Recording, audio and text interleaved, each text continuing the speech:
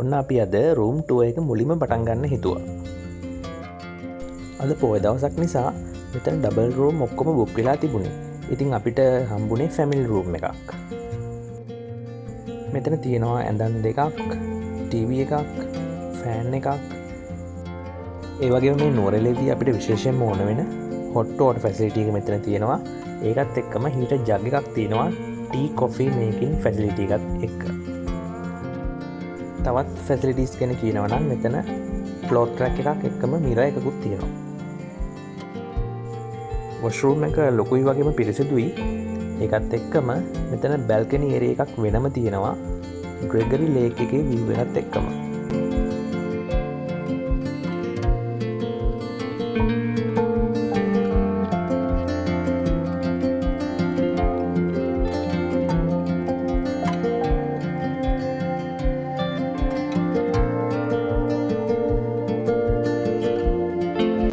ලොකුවට සද්ද එහෙම නැති හරිම නිදහස් තැනක් විදිහට මෙතන රෙකමන්ඩ් කරන්න පුළුවන් අපිට.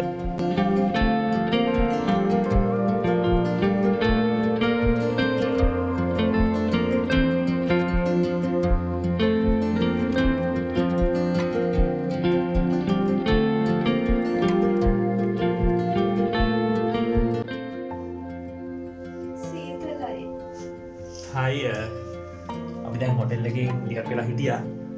අපි දැන් මෙතනින් පිටත් වෙන්න හදන්නේ. හැබැයි පිටත් වෙන්න ටිකක් අමාරුයි. මොකද එළිය කලින් දකින්න නැති එළිය කොහොමද කියලා දැන් එළිය ඇත්තටම පේන්නේ නැහැ. මීදුමින් වහගෙන. ඉතින් එමේ කියලා බෑ. කොහොම හරි යන්න වෙනවා. ඉතින් මේ අපි දැන් පොඩි රවුමක් යන්න කියලා තමයි බැලුවේ. මෙතන රූම්ස් වල ප්‍රයිසස් ගැන කියනවා නම් අපිට ඩබල් රූම් රුපියල් 5000 ඉඳලා ගන්න පුළුවන්. ඉතින් මේ ෆැසිලිටිස් අනුව ඒ රූම්ස් වල ප්‍රයිසස් වෙනස් වෙනවා.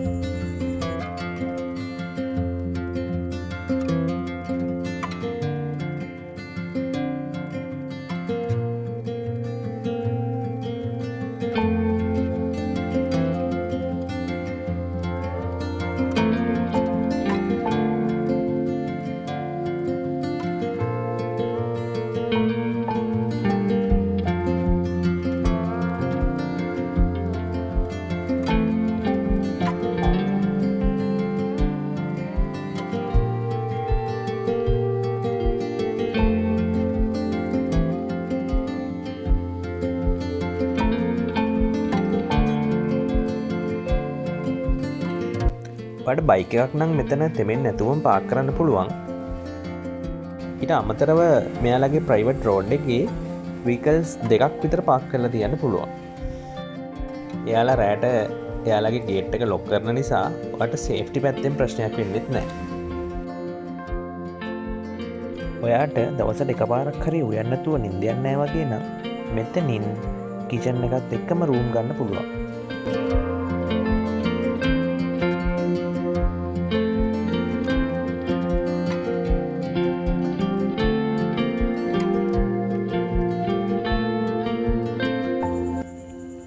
අපිට පයින් ඇවිදගෙන ග්‍රෙගරි ලේක් එක ගාවට එන්න විනාඩි 5ක වගේ කාලයක් තමයි ගියේ. ඒ වගේම ඔයා මේ ෆෙයාවිව් හොලිඩේ හෝම් එකට එනකොට මේ ග්‍රෙගරි ලේක් එක ගාවට ඇවිත් එතනට යන්න මතක තියාගන්න ෂෝට්කට් පාවිච්චි කරන්න නැතුව. ඔන්න ඉතින් මේ සීතලේම අපි හෝටන් ප්ලේස් වලට යන්න හිටපු දවසත් උදා වුණා. අපි වෙනසකටත් එක්ක අපේ බ්‍රෙක්ෆාස්ට් එක පහළ තමයි අරේන්ජ් කරන්න කිව්වේ. හැබැයි ඔයා කැමති නම් ඔයාලට ඒක රූම් එකට ගෙන්න ගන්නත් පුළුවන්.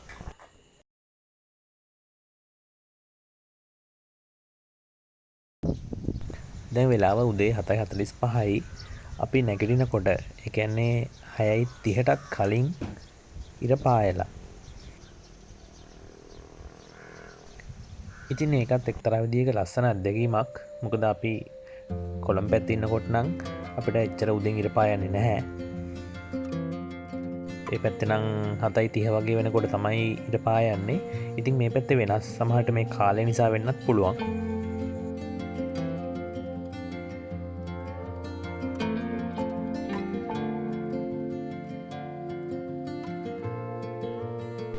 බලන්නකෝ බ්‍රෙක්ෆාස්ට් එකට උණුවෙන්ම මොනවද තියෙන්නේ කියලා.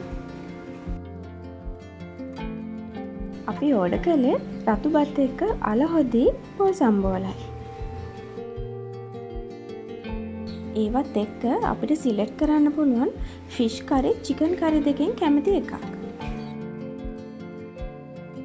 ඉතින් මේ කෑම ටික නම් හරිම රසට තිබුණා.